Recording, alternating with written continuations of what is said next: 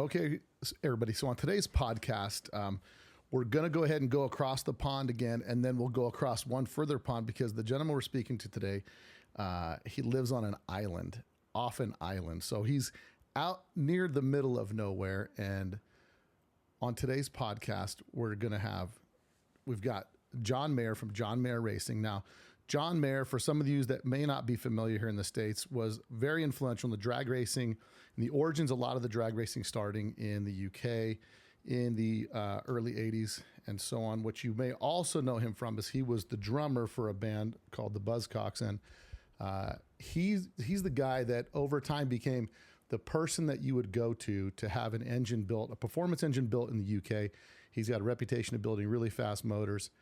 And I'm excited to get him on the podcast today. So on today's podcast, let's welcome John Maher with John Maher Racing. John, welcome to the podcast. Thank you, Bill. Thanks for the invite.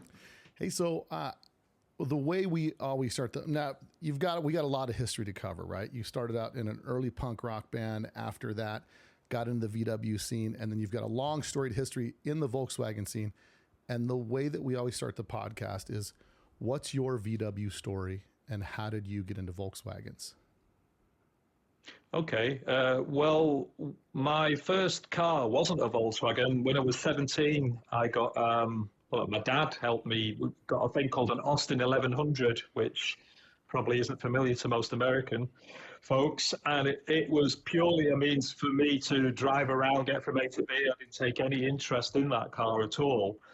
And when I got the first payment from the band, the band had been going about 2 years, and we'd released an EP independently, and we each got £1,000, and I decided I would use that £1,000 to buy a better car than the Austin 1100, and I wasn't specifically looking for a Volkswagen Beetle, but I spotted one that I could afford, and for some reason it really appealed to me. It was actually a 1303S Super Beetle.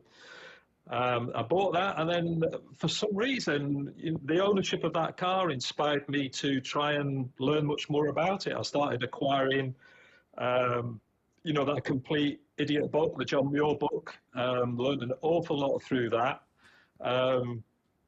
And just generally, for some reason, took a real interest in this Volkswagen Beetle, and got hands on with it. Started to do my own servicing and repairs and so on, and that's something weird about the Volkswagen that just got me really into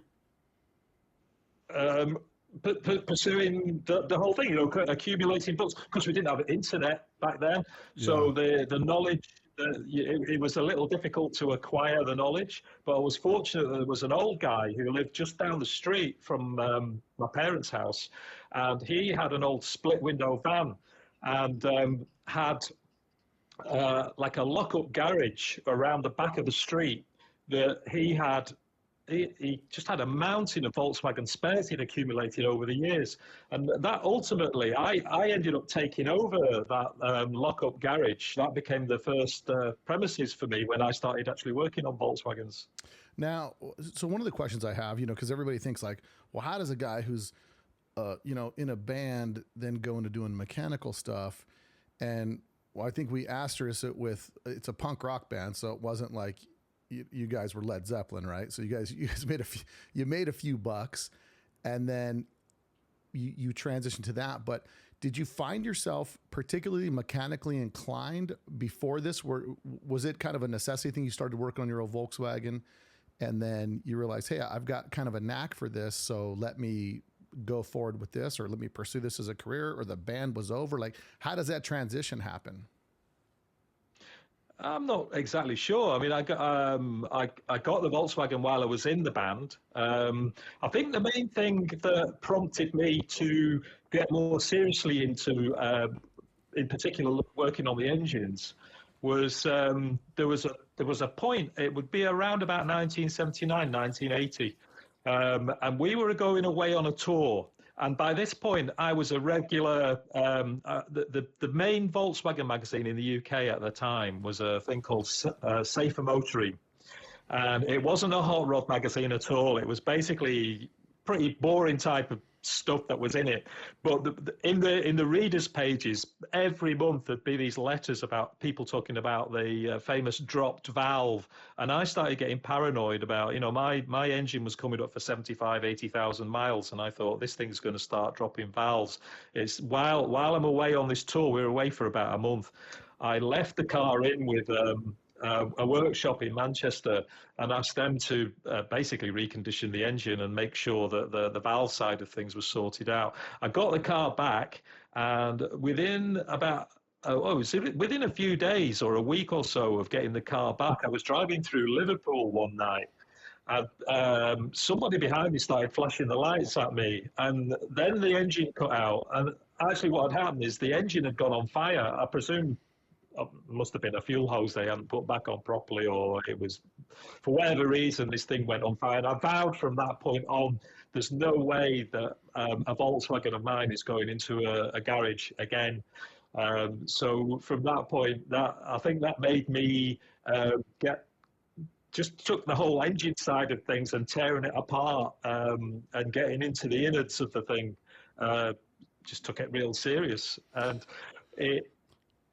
that carried me through the period with the band. The band split in '81.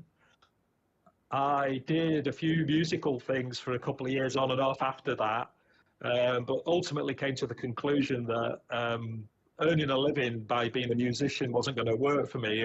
How else could I go about it? So this is where the Volkswagen thing basically took over completely.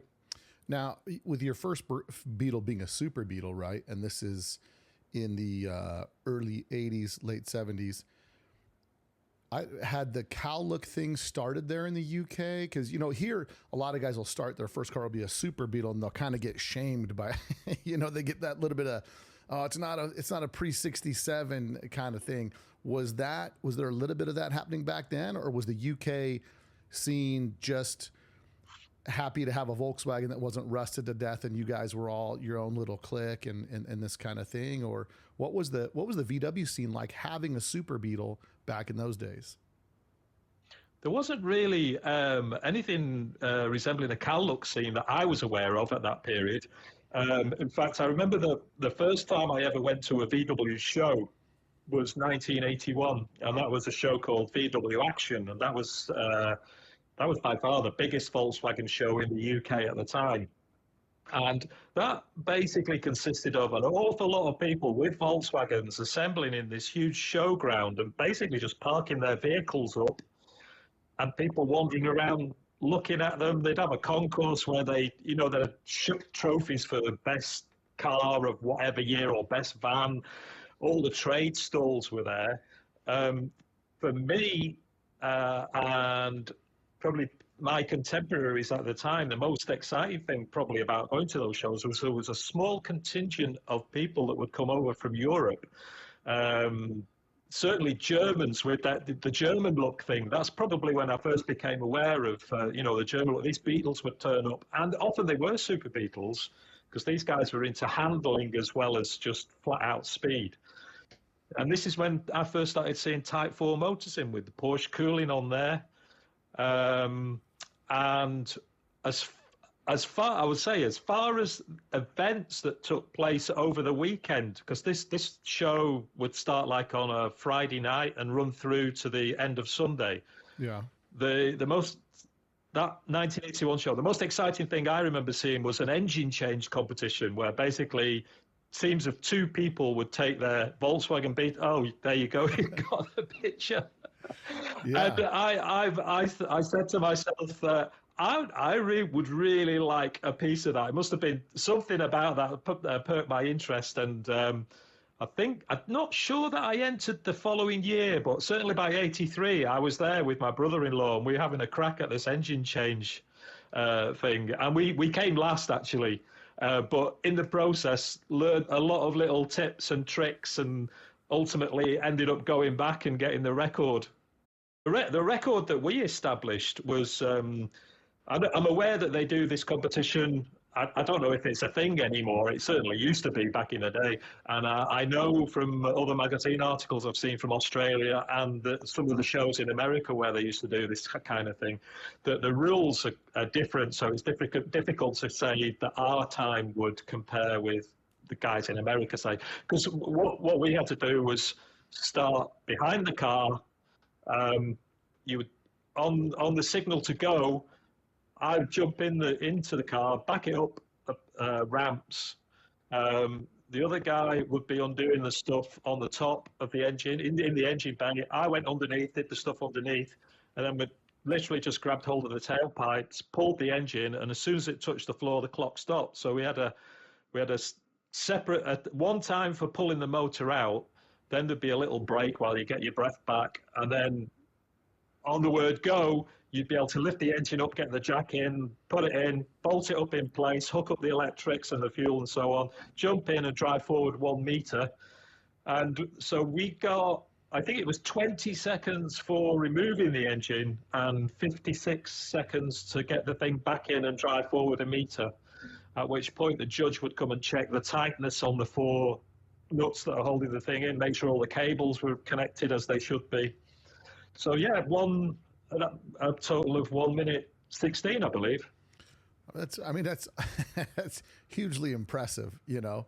And you know, at the bug-in days over here, that's one of the things they do. They do that. They do the slalom. They had a bunch of different competitions, and for you to gravitate towards the competitive side of like, well, I think I can do that, and it kind of it goes back to the testament of the Volkswagen owner, right? A lot of us are do-it-yourselfers. We believe that we can get some things done. The cars are easy enough to work on where we can do some things. With that, is that when you start your shop, like, are you working on friends' cars and things like that first, and you're just helping your buddies? You're like, you know what the heck? I'll just start a shop. Obviously, the music thing's too spotty for me. I need something a little more consistent. I like this Volkswagen thing, so I'm going to take over my, this guy's parts, this guy's shop, and just start doing engines. I mean, at that point, when you start doing that, have you rebuilt motors up to this point, or you're just kind of fumbling your way through it, or what? When I started my VW business, if you like, which was called Mr. Beetle, it was before I got hold of that little workshop, and I was just going around doing servicing and brakes, even clutches.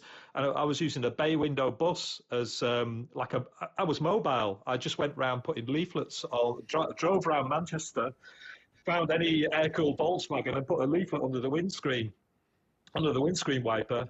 And eventually, phone calls would come in, and then I'd be driving off around in and out of Manchester, going and working on these people's cars, wherever they worked or at their home or whatever.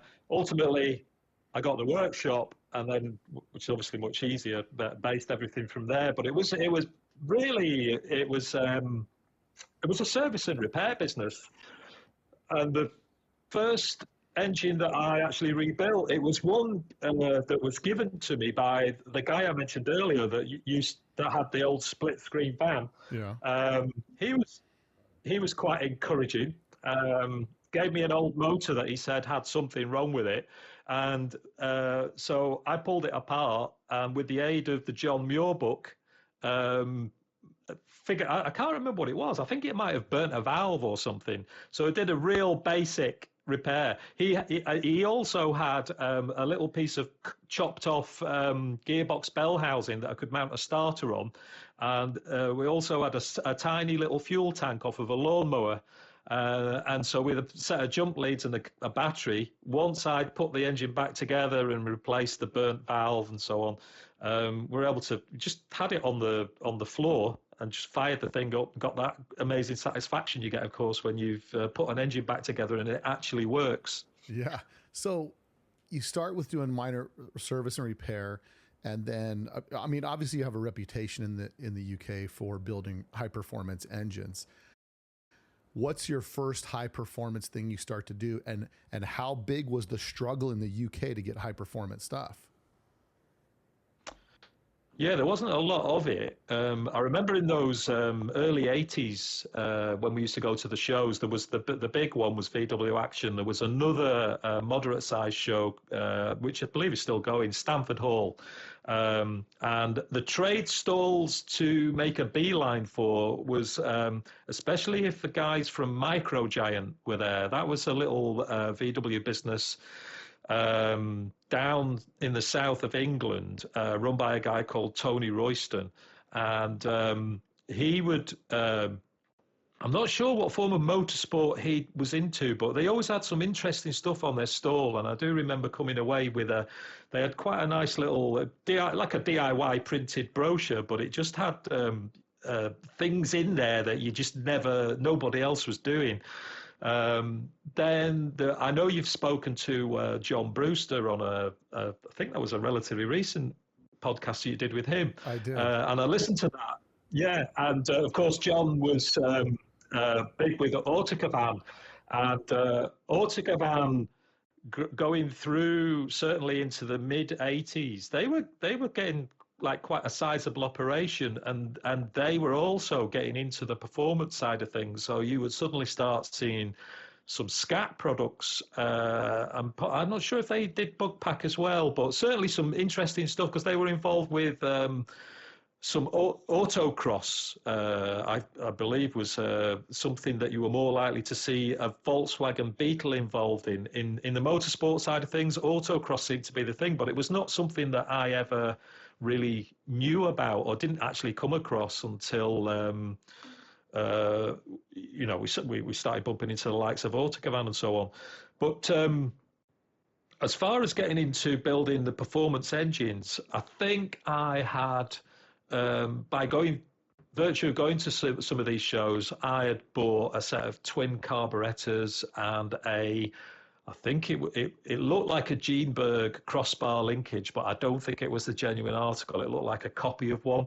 And I bought these 40 IDFs and I put them onto a 1600 engine that by this time I'd convinced my dad that he needed to be driving a Volkswagen Beetle as well. And so he was driving around for a little while with a 1600 twin carb Beetle. There was a great VW breakers in Manchester called GT Auto Spares. And I went along to see him one day. Jeff Green was the guy's name, sadly no longer with us. And he had a 1957 Oval in the yard there. And it didn't, it looked too good to be getting broken up. And he had it up for sale. I ended up buying that off of him. And my intention was to turn that into a street car. I bought a 74mm crank because I was prepared to dive into the world of stroker motors, but I was a bit nervous of going, too big a stroke. So I took it easy. I went with a 74mm, bought some 90.5mm barrels and pistons. But this was just before the first ever Bug Jam in 1987. And I went down to that Bug Jam. And that was the first time I saw some, moderately quick VWs going. First time I'd ever been to a drag strip, in fact. And then overnight that was changed. This was no longer going to be a street car. I was going to come back to Bug Jam the next year, assuming there would be one. Of course, that happened. I was coming back with a race car. Yeah. So you saw the high performance stuff and you're like, that's it. I'm going to do some of that. Like I can do the maintenance stuff, but for me, I want to do the racing. Absolutely. And, I think one of the amazing things about that first Bug Jam, it was, having started going to VW shows in 81, you got used to the fact that these were fairly staid events. There wasn't a lot of action taking place at these. Suddenly, somebody decided to put a VW drag race on at Santa Pod Raceway. Yeah. And this was, it was almost, I almost equated it to like the punk explosion in 76, right. 77. When you had to just be there at the start of this is the initiation of a movement. Yeah. And the excitement that comes with that. Well, that very first Bug Jam, and the excitement that was centered around that event, and there was somewhere and something going on for all these VW people to get together. It was like, yes, you're at the start of something fresh and exciting. Yeah, again, you know. And so that's the first time that there was drag racing in the UK, and you're there seeing it go down. Is that the first time that's a VW only drag racing event? That's the first time there was ever a VW only drag racing event. But we became aware because, of course, there were some VWs. Well, there was a whole run what you brung thing, so people were taking all sorts of stuff down the track. But there were some dedicated drag cars. I remember one of them was Bernie Smith, that Keith mentioned in his chat with you. Uh-huh. And I remember there was a Carmen Gear there as well, which wasn't running that great, but there was just enough of it going on. And plus, by this time, I started picking up copies of Hot VW, so I was aware of what was going on in California. And to see that there was like, we're getting a little taste of this now over in the UK. Sure. And you think, you know, we had the inspiration of what kind of car I might like to build through the likes of VW Trends and Hot VWs. And now you have the opportunity to, well, if you build a car, there's going to be somewhere to rate it as well. So that was amazing. And the first motor you put, so you're going to build, you got this oval and you're like, I'm going to make this a race car. So what's your first time on the track? What do you bring to race?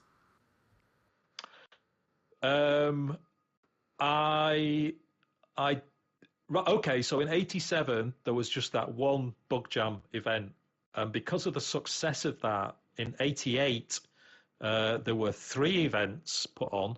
I can't remember what month that the first was, but I wasn't ready for that.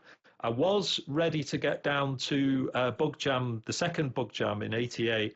My car was in a mix of white primer on the body shell and black. The wings were black, so it hadn't had its paint job yet. But I managed to go down the track. I think the best I managed that first time out was low 13s, possibly dipped into the 12s maybe. Wow. And I'd not been down a drag strip before, so this was all new, and I'm not even sure if I'd had the tracking on the front end done or anything. It was all so, you know, last minute to try and get ready for Bug Jam. But having got ready for that second Bug Jam, which I believe was I think that was in the July, the third event of the year, back at Santa Pod again, very much in the vein of Bug Jam, but it was called the German Car Company Summer Nationals. In that gap between July and September, I managed to get my car painted, got the lettering on it, and now to me, this was more like something I'd been looking at on the pages of Hot VWs. And as it happened, that weekend was great because that was I guess it might be a little bit of a showbiz. That's the car there, Mr. Beetle. I really wanted the thing to pull wheelies, which probably sounds a bit childish, but going back to that era, I don't think anybody in the UK had seen a Volkswagen pull the front end up off the ground. So as it happened, it was pulling wheelies all weekend, and it was, of course, that went down a storm with the crowd, so that was really satisfying. And then ultimately came away with the trophy for that weekend for the modified class. And that car, that was a real highlight. And that car, first time on the track, you're cracking a 13-second quarter mile. Yeah.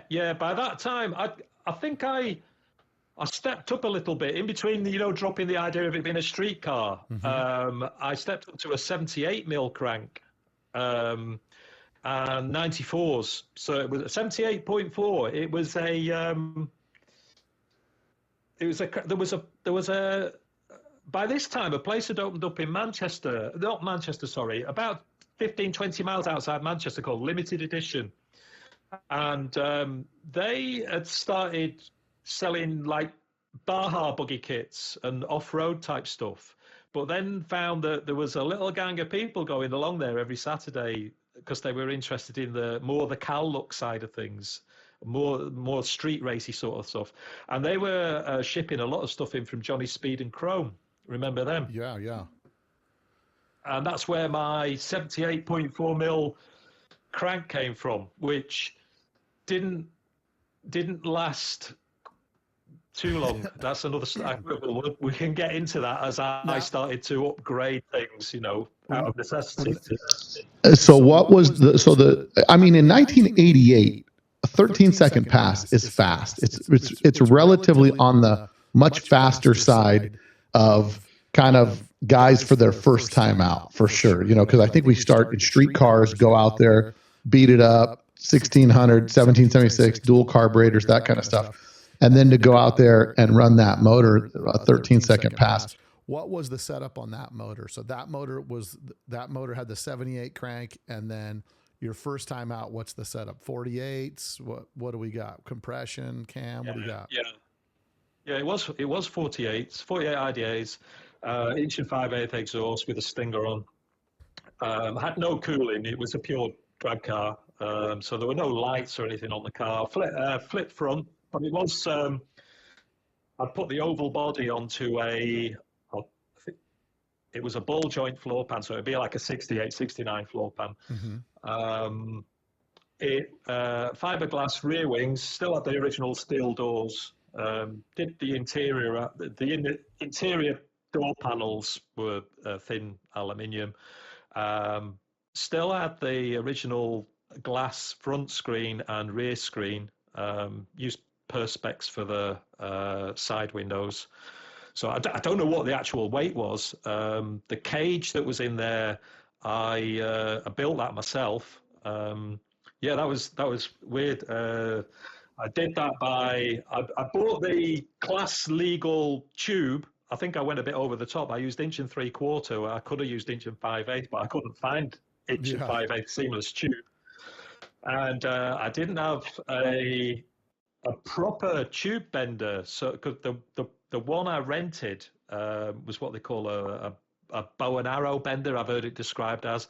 And if you just put got the tube and you put that in the bender and started pumping and to put the bend in, it would kink the tube.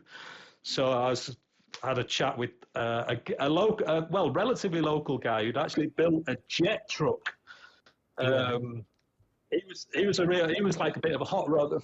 Fred Whittle was his name, and he was like the local hot rod guru. So I asked him for a bit of advice, and he said, "Yeah, get some dry sand, put a wooden cork in the end of the tube, fill it with the dry sand, get the oxyacetylene torch on where you want to bend it, and then pump the bender, and you won't kink the tube."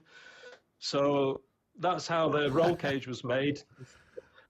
I mean, talk about it's the archaic way. I mean, that's like the hot rodder's way, right? You start out just figuring things out on your own because you don't have the expensive tools or the equipment, and then you end, the sheer determination. Like instead of just scrapping it and calling somebody, having them fab it, you're like, there's got to be a way I can figure this out on my own. Yeah, I mean, I do often look back at those days, and it's your fault. In the last few days since you contacted me, it's prompted me to go looking back at some of the old photos, and it's got me thinking, God, if I knew back then what I know now, yeah, I think there's probably some of the things I wouldn't have dared do. But when you're clearly just so obsessed with getting this job done, and you don't know the rules, so you don't know that you're breaking rules to do what you're doing. Weren't no engine dyno or anything like that back then, but it was just that sheer enthusiasm and just dedication. Let's get this done and get it down to the track and race it. So speaking on that, what's the most ridiculous thing that when you're looking back over these past years and you said, I can't even believe I would put that down the track? Like what kind of things did you do just for sheer this might work? I don't know. No research, no nothing. Let's just throw it, see if it sticks. Oh wow! Well, maybe not quite in that vein, but I do remember that when I first put the engine in, and I fired it up, and right, this thing's working, and all the wheels were on. Took it out the alleyway onto the street. and it's like it's not a really wide street, and there's cars parked both sides, so you've got enough room to drive a car down between the two lines of cars with probably a couple of feet either side. And I thought, I'll just want to give it a little blip just to feel what this thing's like, because I had a 4-puck disc in there and I'd never known what that was like. What the really stupid thing was, I didn't have the seat in. I had like a toolbox. I was sat on top of a toolbox. And of course, I blipped the throttle, and the steering wheel, I hadn't put the nut on the column. Oh, wow. So the steering wheel flew off the column, and I went back into the back of the car where the back seat should be. And fortunately, it stayed in a relatively straight line and slowed down without hitting anything out of the side,